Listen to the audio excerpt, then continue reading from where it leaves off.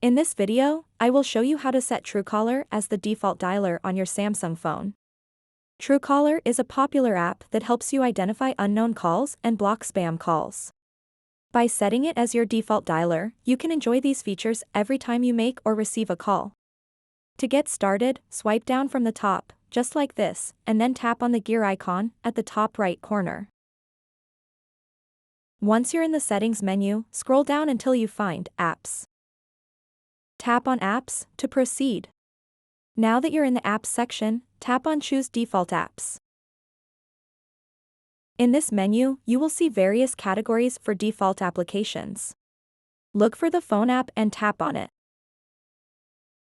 This is where you can select which app will handle your phone calls by default.